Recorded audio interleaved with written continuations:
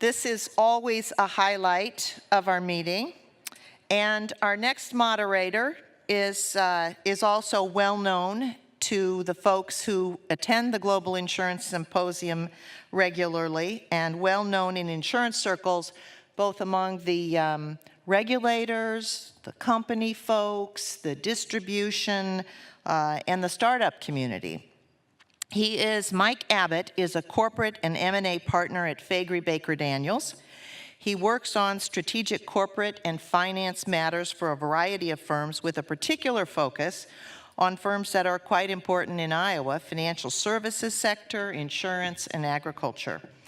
Last year, we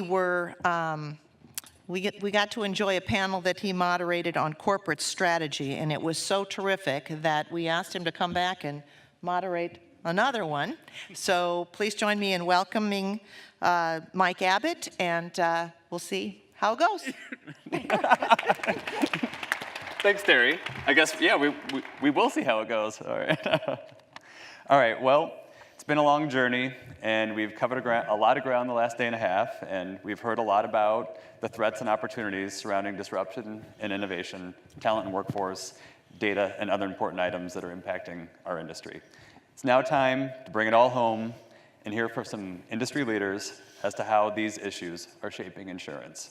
To do this, we have an esteemed crew of CEOs to lead us through this final leg. Are you catching these airline puns? So seated in what I guess would be the window seat, we've got Dave Wilkin. That's the window. We're not cutting my chair. Dave is president of Global Atlantic's life business and leads the insurance team, which oversees both traditional and pre-need life business operations. Before that, he was president of individual life for Voya's Insurance Solutions business, and previously served as head of the company's independent life sales channel and in various accounting and finance positions for the life and annuity business. To his right, in the aisle, we have Pina Elbow. Pina is the Chief Executive Officer of Hamilton Insurance Group. Pina began her career as a lawyer in Toronto, Canada. After practicing in real estate, corporate finance, and M&A, she accepted a position at Munich Re, where she held increasingly senior positions.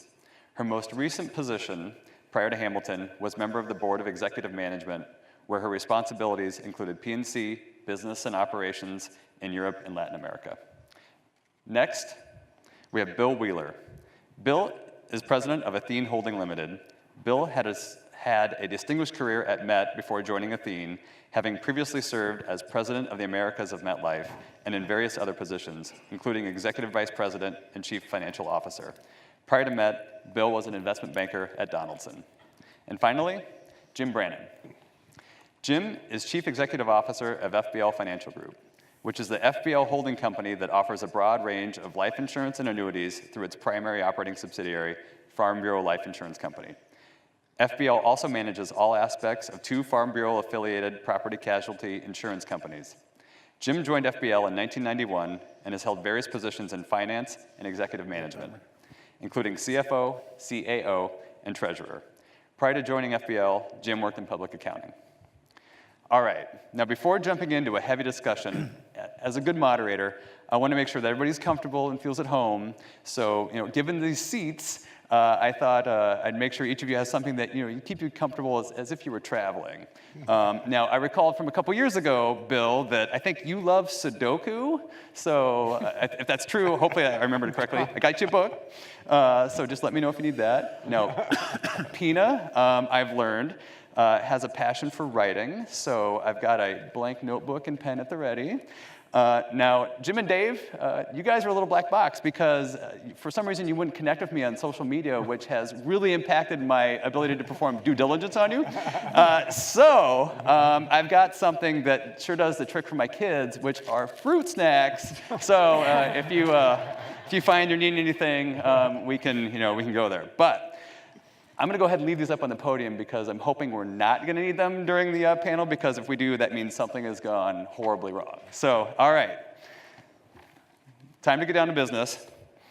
And we've got an ambitious agenda today, and we're hoping to cover a broad range of topics, including market disruption and innovation, talent, data, predictions about market direction, and leadership and development. So thought we'd start by kicking it off with market disruption. So First, kind of picking up off of some themes that we heard yesterday on new market entrants. So we've heard about companies like Amazon, Berkshire, JP Morgan, announcing that they were forming independent healthcare companies to pursue lower healthcare costs. So we are seeing new market entrants in the insurance industry. Curious your thoughts on, isn't it just a matter of time before we start to see non-traditional players like this enter the life or annuity business? Predictable streams of cash flow can be attractive. We heard from Dr. Curie yesterday that this is pretty much a done deal.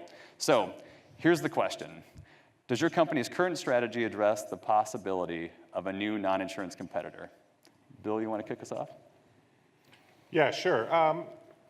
The really short answer is no. We don't. We're done. We don't plan on. That said, we try to be forward-looking and think about what we're doing. To kind of answer that question or the comment that was made, I have kind of a very short story. All right, it'll be really short. About 20 years ago, well, in the tech bubble that was around 2000, I remember being in a panel in a conference a lot like this, or I watched a panel where it was 3 personal lines execs, who did auto insurance, and some new guy was building an auto insurance website, and he made fun of them the whole time. Called them names, called them dinosaurs, I'm gonna, you're gonna be working for me. He was really obnoxious. Here we are 20 years later, what happened? Well, that guy is still chasing a pot of gold somewhere, probably, right? He never even built that website. Right. And the other people on that panel have all kind of absorbed whatever they felt they needed to absorb from, the internet or those kinds of transactions. They did, and today, Esurance, right, which, is owned by Allstate. And I think that's what will happen for us. I think there'll definitely be changes. Look, consumer behavior, especially with regard to purchasing financial services, my kids are any indication, they're going to change. It's going to happen, incrementally and slowly, and we'll have to change too. But I think the industry will be ready to deal with that, and they'll, as opposed to somebody coming in from the outside and shaking it up, I think the industry will take what they need to do, and it'll be a little more incremental and not quite so disruptive. Okay, good perspective. Jim, do you have any thoughts? Or? Yeah, I think Bill answered it very, very well. I guess I would be in a similar camp. It'd be naive to probably think that couldn't happen in our industry, but your example was the healthcare industry, and you think about the burning platform that ACA threw into the health insurance market, and you compare that to the relatively stable and well-capitalized and relatively slow-growing industry in the life and annuity space, and I'm not sure that it's quite as sexy for a new entrance outside of our industry. We'd be naive not to continue to monitor that and so forth, but I think Bill's got it exactly right. We have to make sure that we're understanding the changes in consumer preferences and how they want to do business with us. And we've not been very good at that in the past. I've tried to tell my folks that our standard anymore is not what other insurance companies are doing in that regard, but how are our customers dealing with other vendors in their lives throughout the day, whether it be insurance or anything else, and they're starting to get kind of standard best practices on how to do self-help and those kinds of things, and that's kind of the bar we have to set. I also look at our business model and think about not only the technology, but the personal touch side. We're very much small towns, rural markets. We're selling multi-line with exclusive agents. We're in the community, bricks and mortars. Our agents are on the school boards, et cetera, et cetera. And all of our research tells us that while consumer preferences are changing how they want to interact with you, that change starts to disappear when their situations get a little more complicated and they still want that advisor. And so that trusted advisor is really core to our business model, and so I'm not as worried about that disruptor, but I'm very worried that we keep up with how we interact not only with the advisor, but on the front end as well with the technology stacks. Interesting. Maybe just one thing. Yeah. I'm not worried about being taken out, but I'm worried about the industry not acknowledging what's going on around us, because I think the winners going forward are going to be those that are partnering with people within the industry, but also outside our industry to make what we're doing better, faster, more efficient, and more responsive to customer needs. So if I look at our business model, we're looking to collaborate with a lot of some of these disruptors that are out there to make what we do better. That's a good point. Okay. So this is a great segue into the next question then, based on some of your remarks, which is talking about what areas you're seeing in the industry and inside your own companies that are ripe for innovation. What do you see as the one area most likely or I guess most powerful to transform the industry, your company, and why? Yeah, so I'll take over on that and pick up where Pina left off. I've really been focused on the life insurance business for the last dozen years. So I'm going to give you that perspective. And to date, the innovation has really been around the solutions we provide. So if you take some decade-driven snapshots, life insurance, from my perspective, has become more focused on value for the living as opposed to others after you die. We bring in really unique solutions that pick up the tax advantages of life insurance and provide things like long-term care, and it really has become a living tool. But at the same time, it's not been utilized. And so why is that? I think it does tie into what Pina is saying. It's still complicated. We've had an evolution in some of the technology-driven and process-driven innovations. Principal Financial is a good example here, having a non-invasive approach to underwriting that they introduced a couple of years ago. Most insurance carriers in the business today are trying to replicate something in that direction. And I think in the long run, how can the transaction of life insurance be as simple as an annuity and simple as any other asset allocation? That, I think, will now, at that point in time, open up the utilization of the great asset that the life insurance product brings. So I think the heart of the fulfillment exercise, as I'll call it, will be the innovation, and every carrier is trying to make sense of that. And I think it'll also be with collaboration with tech partners, other partners, reinsurers. And in the end, how do you balance your solution there in an independent environment by not having a burdensome, unique solution, a proprietary solution that only limits your bandwidth? Now, different from what Jim's setting is in, I'm completely an independent environment, so you have to think about that as well. But that's where I think a lot of the innovation is going to happen. All right. Anybody else have a perspective? Yeah, I guess, I look at all the ones we're talking about. We just did a session on blockchain, automated underwriting, and all those other things. And for me, I think the data analytics transcends over all of them. I mean, if you don't have good data, the automated underwriting is not going to get the right answer. If you don't have good data analytics, AI is not going to work, and all the other things that we're talking about. So data is a pretty hot topic. You might have seen it in the news in the last week or two. But really, the use of data and the manipulation of data and the ability that gives us to do these other technology stacks, to me, transcends it all. All right. I agree. Yeah.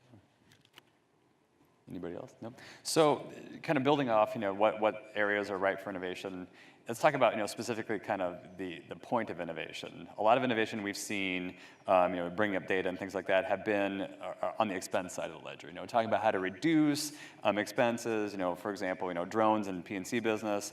What about innovation around top line growth? I mean, you talked a little bit about product and fulfillment, but what kind of innovation here could be helpful, in life and annuities, especially given kind of market horizons and where we're expecting the market to be for the next couple of years? I can't speak to life and annuities, but if you're talking about innovation, what you mean by innovation is like a tech-based solution, then I'm of the view that it's not just tackling the expense side of the equation. If you look at a lot of what's going on in this space from an innovation tech solution perspective, it started on the front end. It started on the distribution side to make that process much more efficient than it is today. And it segued from there, into things that you've talked about, like artificial intelligence, automated underwriting, and so going into the back end. But what it's attacking is the inefficiency in our industry. And by attacking that, you're going to eliminate expenses from the equation, and it's going to make us faster, so it's going to have a contribution to the top line as well. there are a number of other, innovations out there or tech-based solutions that are offering a different kind of product to different kinds of communities, and that also will increase your top line. Whether it's something like a Slice, which is offering, insurance products to people who rent out their places for Airbnb.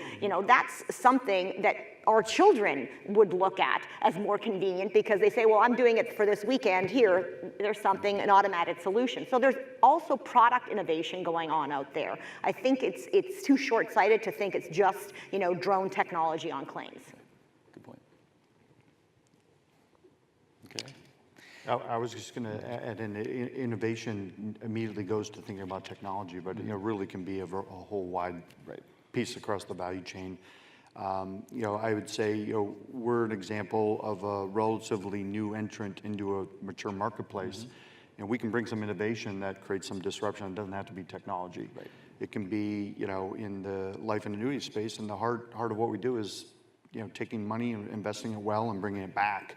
And so we can, we can disrupt and innovate around just that activity of investing the money wiser, bringing valuable return, managing the risk. And doing it better than maybe well-established competitors. Right. So I just wanted to remind everybody, innovation is not limited to technology. Yeah, I think the processes that go along with life underwriting, for instance, would support that. How much business is lost over the years because of the process being so long, and that meeting with the agent or advisor is, yeah, this is a good idea, I want to do it, but now that I have to go through so many medical exams and so much time to get a decision, et cetera, and so the technology stacks and the processing improvements has certainly helped in terms of a taken rate in that business. And I'd say that's top line additive. Yeah.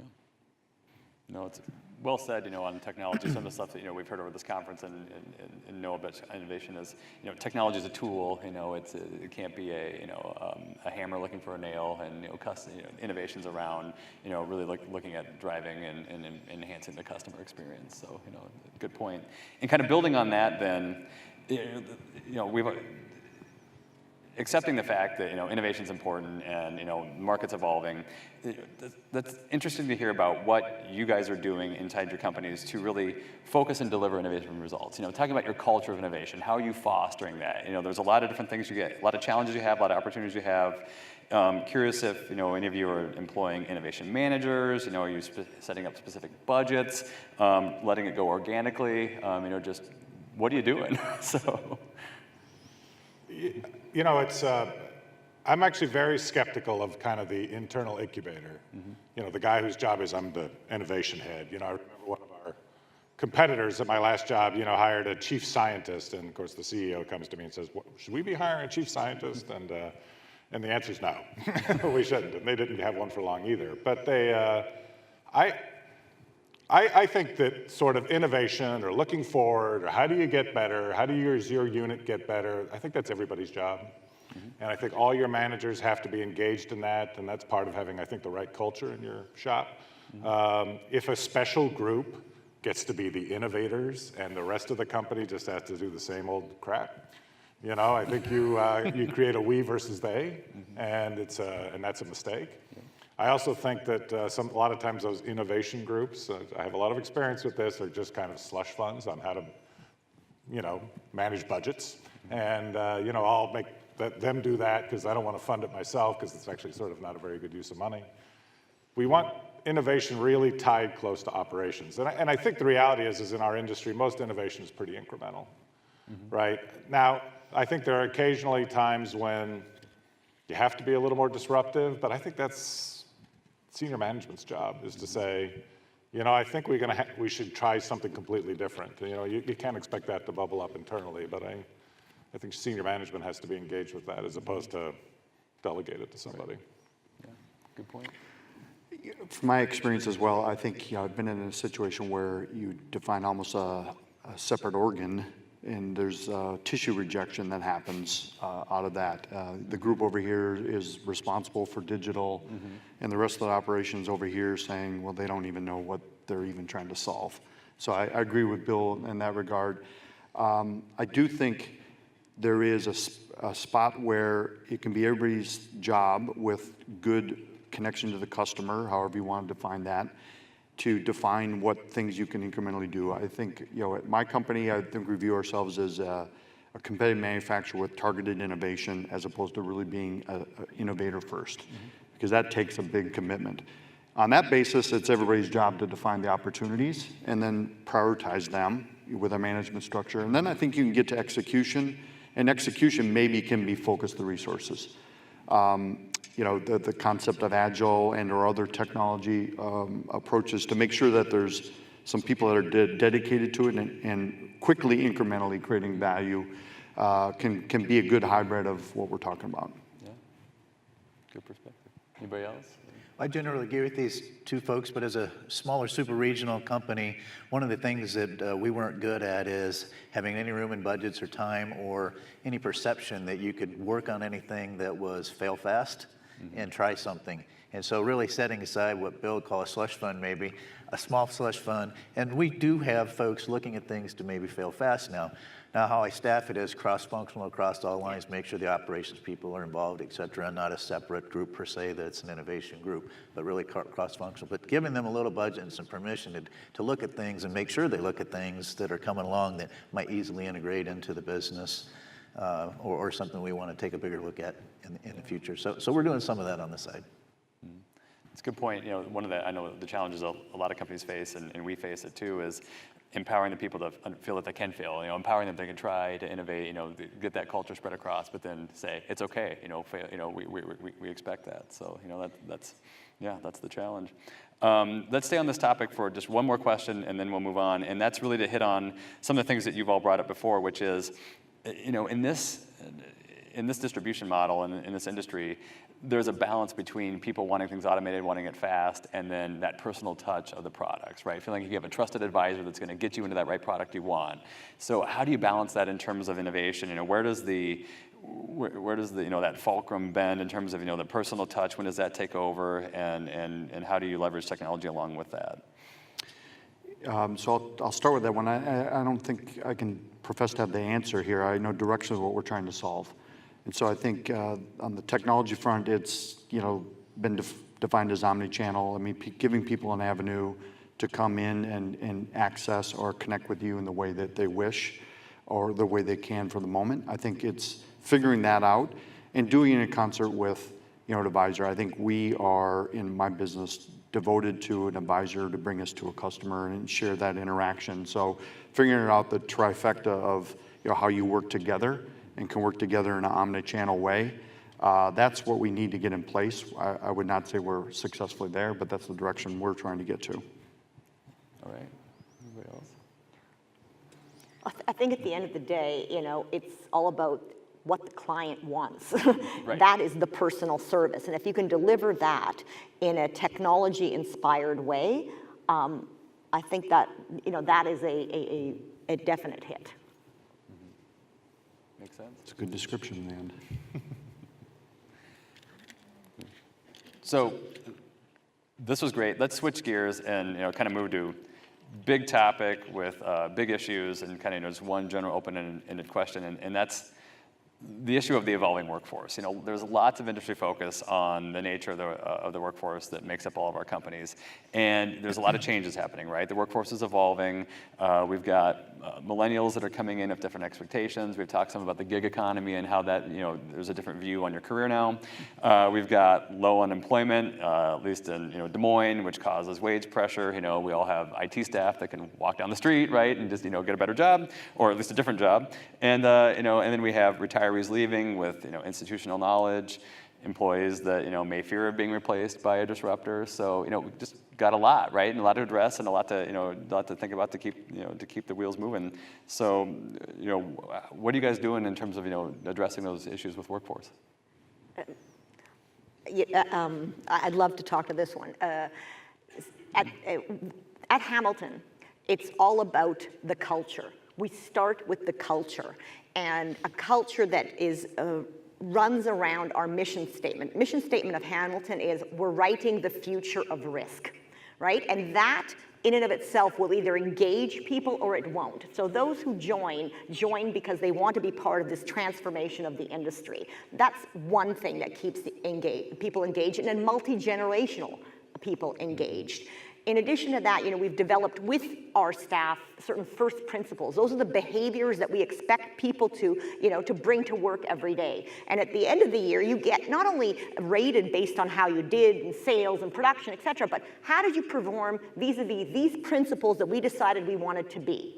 Right? So that's also a very important thing that keeps people multi-generationally engaged. We have a very, we've got completely open plans, so collaboration is key to what we do. We're very small, so it's important to have collaboration, and we communicate in very different forums. But we're also conscious of the fact that listen, the solutions are not going to come, by a 21-year-old swooping down on his Tesla-inspired iPhone and finding, in Germany we used to say the yolk of the egg. You found the yolk of the egg, and it's going to be a collaboration between people who are in this industry, who understand this industry, and those who understand the forces that are affecting our industry. So that is key to what we're doing at Hamilton, is bringing these together.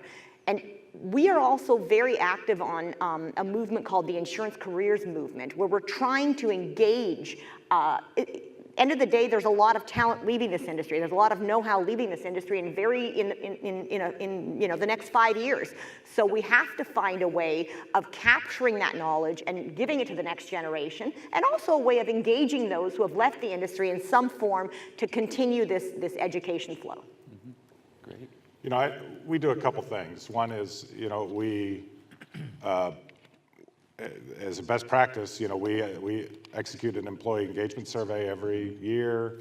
I think probably most companies do that, but we actually take it really seriously, including, calculating net promoter scores from our employees, and never mind looking at all the verbatims they have. A lot of the verbatims have to do with more jeans days, but the net promoter scores are interesting. And it tells you where you're doing well and where you're not, and it's measured, right? It's not anecdotes, and that's important. 4 years ago, Athene is a relatively new company, and 4 years ago, when the latest acquisition was made of the company here in Des Moines, and the new management team came up, our net promoter scores look pretty bad, right? But there's been a progression, and now this year we just got the results of our last one, and they look pretty good. And I think a lot of that has to do with you just communicate the hell out of things, and there's no such thing as over-communication. People want that. Certainly, I think today, Athene's workforce is pretty young, frankly. The other interesting thing that sort of has surprised me, because it's not me, is we do something philanthropic meaningfully every quarter. Okay, and sometimes it's our own stuff. So, sometimes it's for needy kids here in Des Moines. Sometimes it's for veterans. But it's something meaningful, and senior management is engaged and part of it. And again, it's something people work at. And I think that makes people feel a lot better about where they work. And it's it's a good trick, I think, in terms of helping improve the environment. Yeah, that's great. Jim, I'm going to pick on you for a second, just because you're in a little bit of circumstance, given that FBL's been around a long time, and you've been there for a long time, since '91. So, what have you seen in terms of anything on culture there? Has it been changing? Yeah, I think these comments were right on target. It starts with the culture and purpose, and really trying to give our millennials. First of all, I hear so many negative things about the millennials. I love working with our millennials. They're the smartest group that we've ever had come through the place. Do they work differently? Do they have different aspirations and time frames? Yes, but they're very valuable and extremely good at what they do. And so I applaud them, and they don't get that very often. But I think showing them career paths and having really strong development programs and a strong sense of purpose and a strong culture, if you can show them within your own organization that you're willing to invest in their own development and having development groups and other activities beyond their daily job that show them more about the business and the bigger picture, they've responded really, really well, and our retention has been just fine with that group due to those activities. That's great. I'd like to weigh in, because I have a unique experience coming from somewhere 30 years to somewhere new, and what attracted me was first on the list, people and culture. So it's really hard to define how it happens sometimes, and but I think in the end it's the heart of what we're talking about, which I agree with Pina on. what can you do to influence it? I think evolve with the times. Interesting, we're redoing our space, and I thought it was somewhat modern space. We went and looked at alternative spaces and recognized what really unmodern space is. But we're modernizing our space to tie with the environment that I think we're describing here, collaboration, transparency, and it's things like that that are very important. I think in the end, people want to belong to something that they are proud of as well. And so what can you do to make sure that whether it's philanthropic or your business purpose or your communication, people get the feel that they're part of something special. And for me, I'm working with a group that's dealt with a lot of headwinds, a lot of difficulty, and you think that would create a risk of people leaving. It's actually created people to be very proud of what they do and accomplished at what they do and ready for the next thing. And I think it's been a good thing. Great. I don't want to belabor this, but we all said this word culture, and it is so incredibly important, because a culture can develop by itself and in a way that you don't want unless you're actually on top of it. We have someone on our exec team responsible for communication and culture.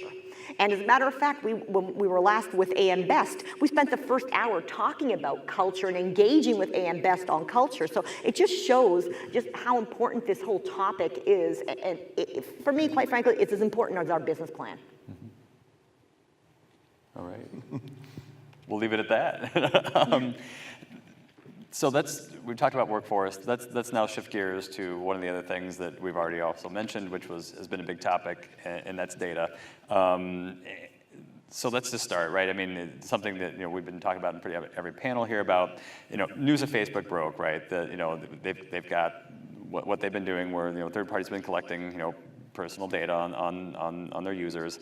And they've been weathering that storm. And I think one of the most shocking things, at least to me, it was kind of a moment where it was like, didn't the consumers already know that? And so I guess the question is, one was, do you think that was a surprise? Did that change anything on how you guys were approaching the way you were looking in and considering using data in your companies? I know Bill and I were fighting over who was going to get to answer that. Yes, you were. And you notice I looked right at you. I think I lost. Listen, I think everybody who's using, especially a free service like Facebook, understands that certain of their data is going to be used. I think it's to what extent and how it was used. And I'm not sure that folks understood that maybe their preferences might show up in a specialized ad or something like that. Pretty much everybody knew that because you could see it happening right away.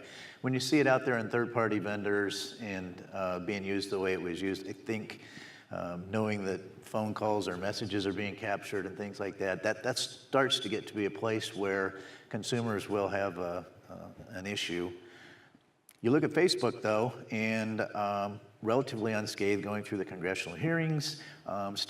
Price took a hit, but is recovering nicely. I think the Wall Street Journal covered this morning, record earnings. Right. And so, you ask yourself, why? Do customers have to pay for data, or are they going to make companies pay for their data? Well, in some ways, they're paying for it because they're providing a free service. And clearly, the demand for that free service did not disappear or go away. So I think this is going to be an evolving issue over time. There's going to be lines that companies cross that I think that will have to be litigated and have to be new law around, et cetera. There's no question about that. I think Zuckerberg promised to come back and help even design some of that in his testimony. So the power of data is just absolutely phenomenal. I think people will go further than they should just because you can, and it will be deemed abuse, and people will say enough's enough.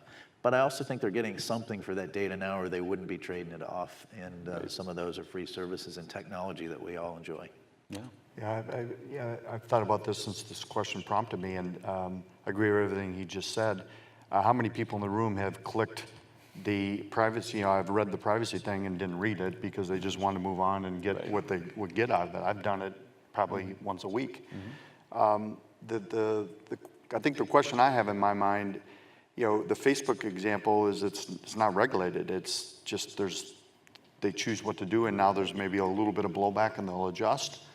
But we work in a business that's highly regulated. I mean, what information can we use? You know, the disclosure about what we're going to do with the data, we've kind of all gone through over the last decade. The protection of the data is something we're all really scared about, and make sure that we overplay.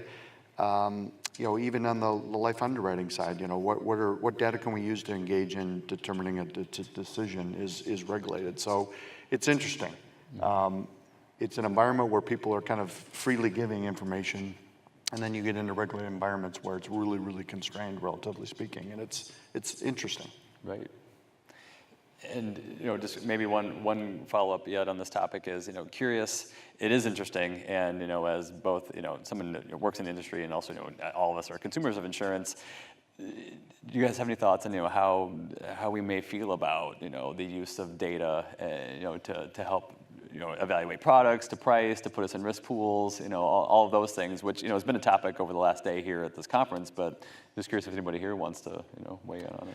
Well, I know on the life insurance side, you know, the marketplace has done something. You know, we provide a non-invasive solution for underwriting that in part uses some additional information, not to drive the underwriting decision, but just to define what's possible. You know, I think ultimately getting to the true underlying data, as data continues to be more and more available, and the tools to manage the data, as Jim talked about earlier, it's going to change that. So I'm not quite sure we have an appetite to go chase, you know, tertiary data around there. I think in the end we want to efficiently get the data we need, you know, with the involvement of the customer, approval of the customer, and help make good decisions. But I think also, you know, using data in those selection process is the basic criteria of risk selection. And so we have been doing that since the beginning of time in insurance. We're using data around risk selection. It's just that it's evolving at such a fast pace, and it's getting more and more personal.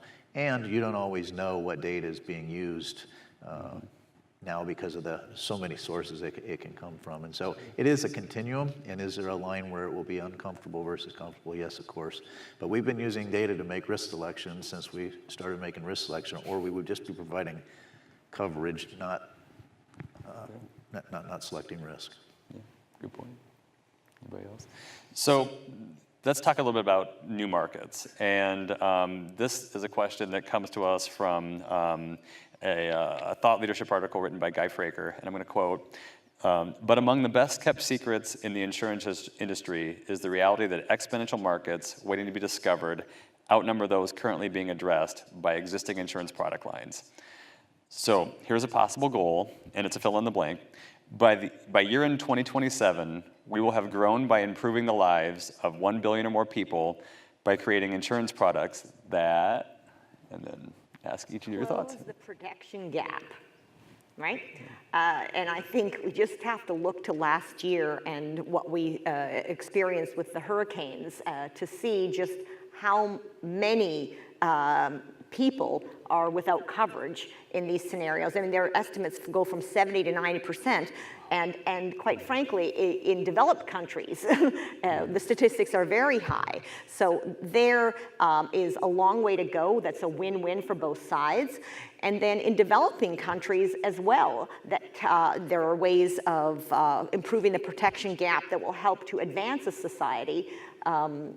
We're partnering, or we helped to found a company called Blue Marble Insurance, which is a microinsurance company, which is cooperating with government, with businesses, et cetera, to bring solutions to small farmers, coffee growers, and provide, together with seeds, for example, an insurance protection, so that if something, catastrophe hits, there's some form of protection there. So I think that's one place that we could focus on as an industry. That's great.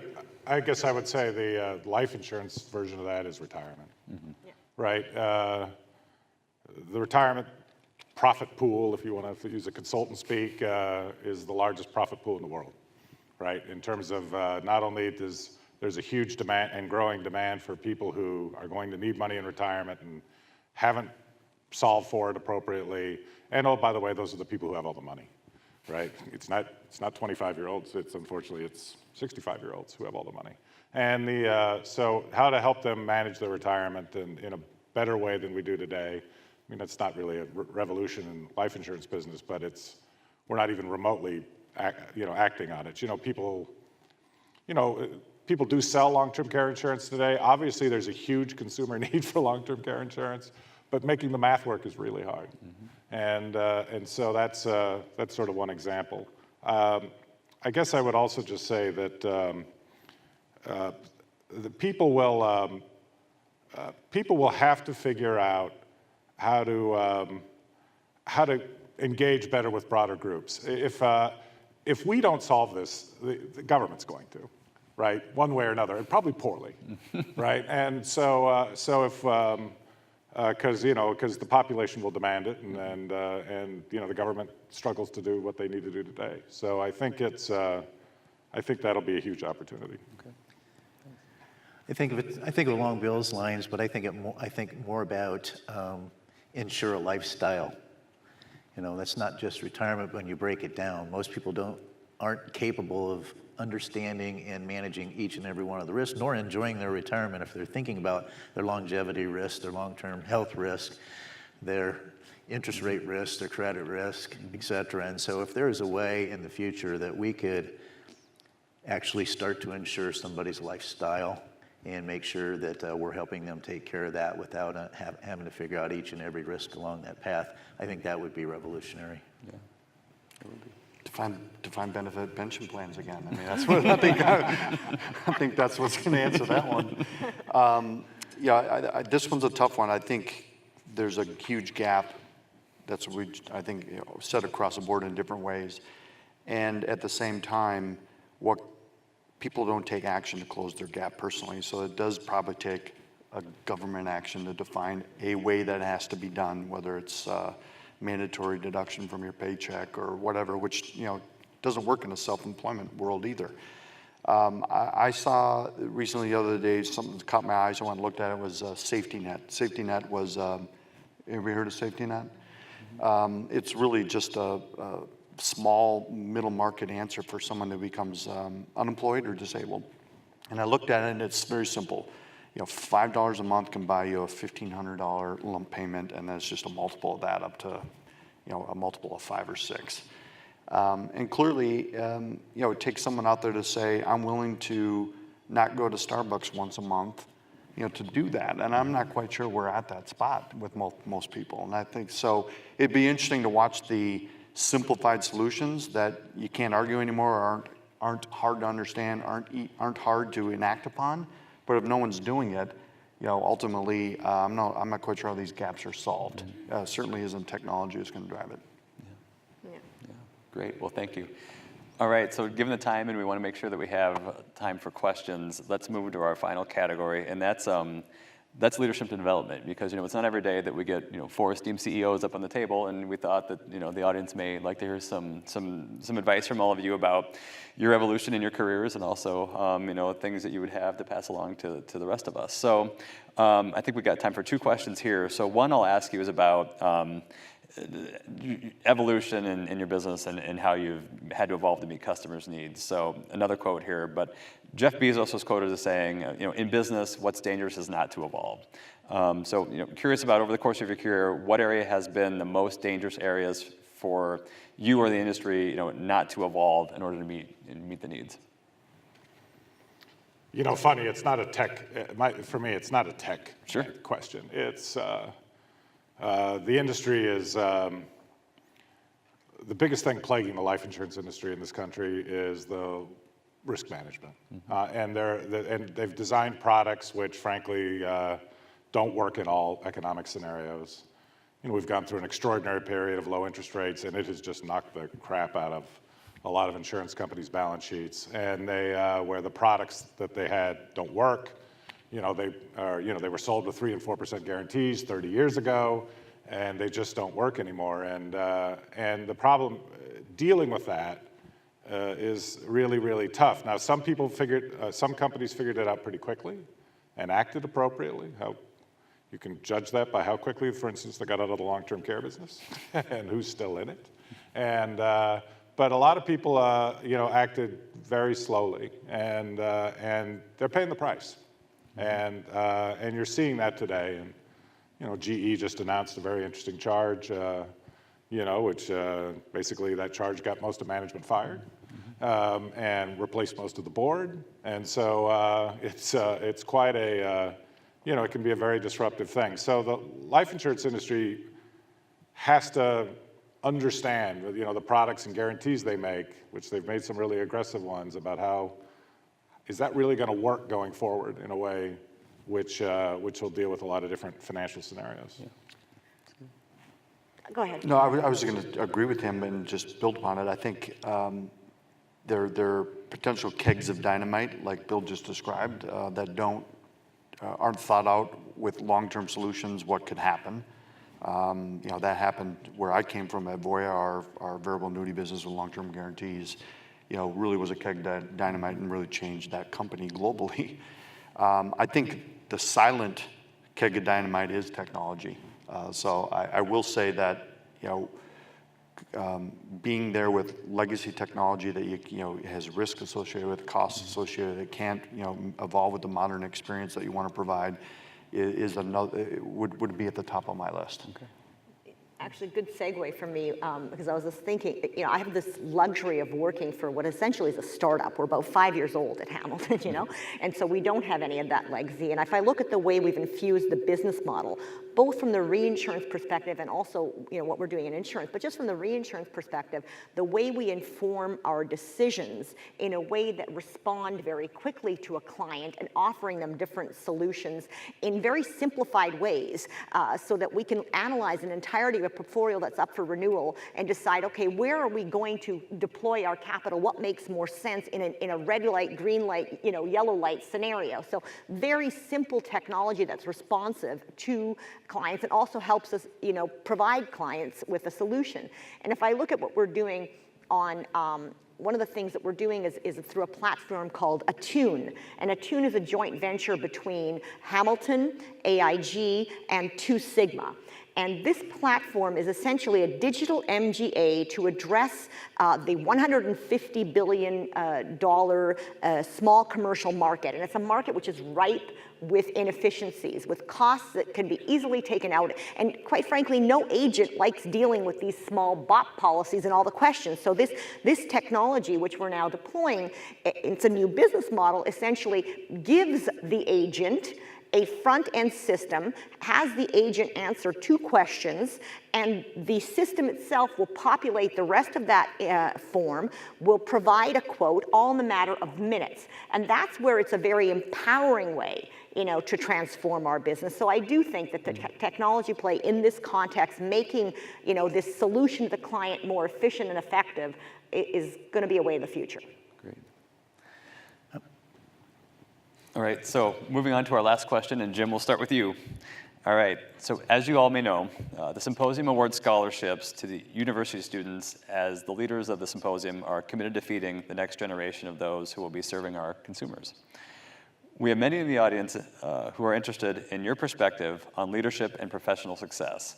So what is some of the best career advice that you guys can give to the audience? Oh, well. Be lucky, right? Timing's part of it.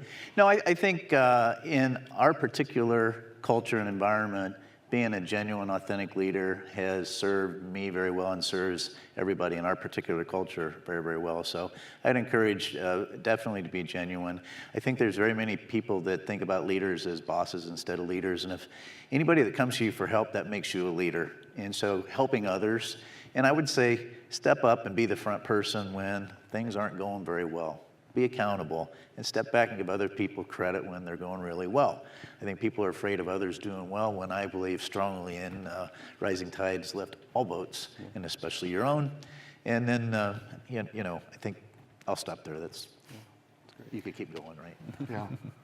Yeah, look, the other thing I would say is I think people, after serving when you're a young kid coming out of college, and you have to serve your time. You have to get an apprenticeship, right? And you have to learn some skills, and get an idea of what working is really like in a corporation. But I think very quickly after that, move yourself to a position where when you look out 10 years, you say, I'm going to be able to grow so much, as opposed to move somewhere because they'll pay you $5,000 more. All right, because that's you can be bought, if you can be bought for $5,000, you're pretty cheap. And so figure out where I can grow. That's probably not at a great big company. Could be, but it very well may not be. And you should try to look and say, who's like me, and they've grown tremendously. They were able to do X, Y, and Z over the last 10 years. And just try to have a broader horizon, because your personal satisfaction with learning something new and growing and getting more responsibility, you're going to be a much happier person in life. And the money, if you're any good, the money will come, and as you move up the food chain. I think that you can find opportunity in a small company and in a large company. I'll start with that, but I think maybe 3 things to take away. I think it touched a little on what you said, but learn something, get some depth in something, but then also get some breadth in the organization, because you want to understand how functions interact with other functions to understand the entirety of a business. So I always start with get depth and breadth to understand the business that you're in. A second thing that I would tell people is take a risk. Get into something where you're just slightly in over your head, because that's the area where you're going to stretch to your potential, you're going to learn, and somebody's going to see you, which is very important. And the third thing I tell people, never underestimate the power of your network. And your network is something you should build within your organization and also outside.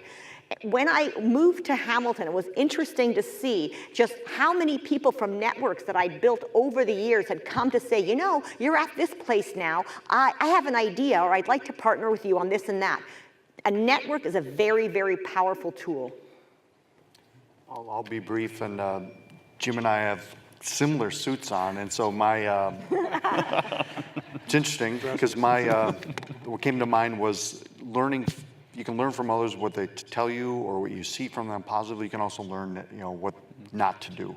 And so I coined, be genuine, don't act genuine, because I've seen people attempt to be genuine, and that creates a really counterculture that you want to see. If you just act like a good human being and interact with your people you work with, that's all it takes. That's great. Well, thank you all for that advice. All right, so that concludes the prepared questions we have, and now we have about 8 minutes or so where we can take questions from the audience. So if anybody has anything, I think there's a mic right there. Anybody?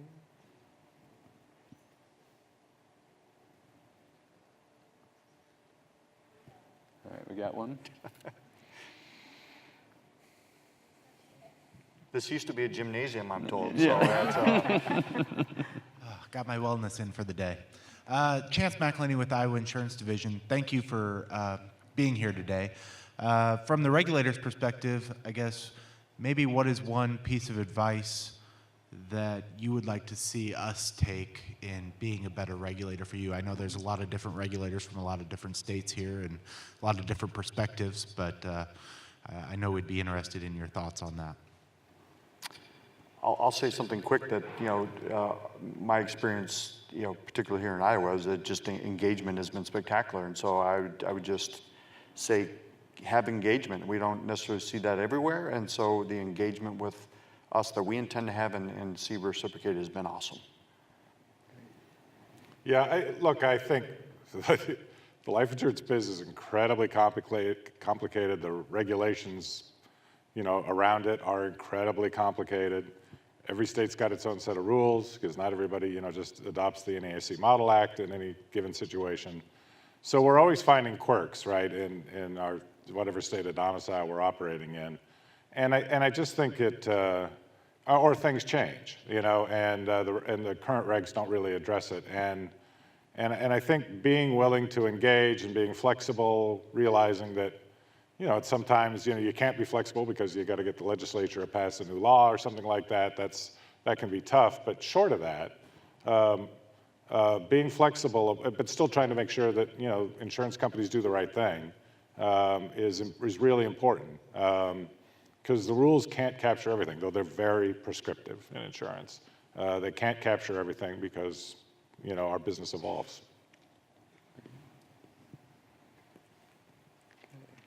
Have any other questions? Great. All right, well, please join me in thanking the panel. This was great. Thank you. So that was another terrific discussion to close out our conference. And thank you, Mike, for moderating that. And thank you to all of our panelists for sharing their wisdom with us. We are going to close down here pretty quickly. But first, I'm going to ask you to turn your eyes to the screen. If we're ready, Ashley, are we? Yes? Okay. For a quick video message.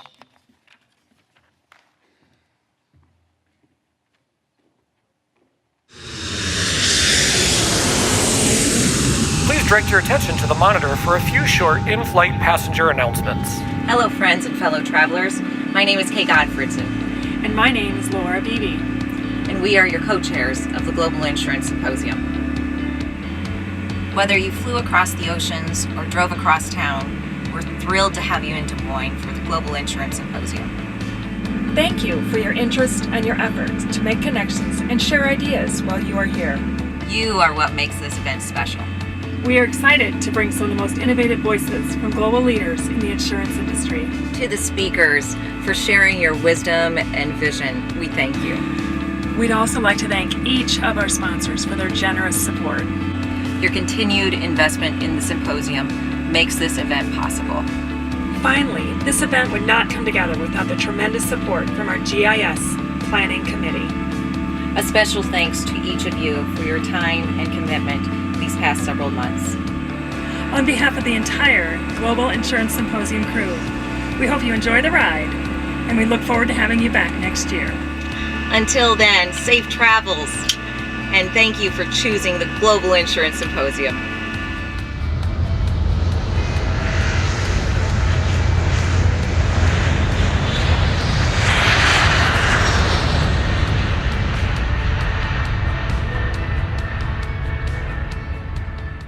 All right, thanks everyone for indulging our airplane theme. We knew our speakers would be comfortable in the airplane seats as they spend a lot of time participating in our global industry, whether you're a regulator, an innovator, or our CEOs. They did look quite comfortable, didn't they? We appreciate you flying here to share your views in Des Moines and happy to see all had a safe landing. We'd like to see you take advantage of Des Moines for lunch. There are vouchers outside, and you can look on the GIS app for ideas of where to go. Kay and I look forward to seeing you next year, April 23 to 25 in 2019. Thanks again and safe travels.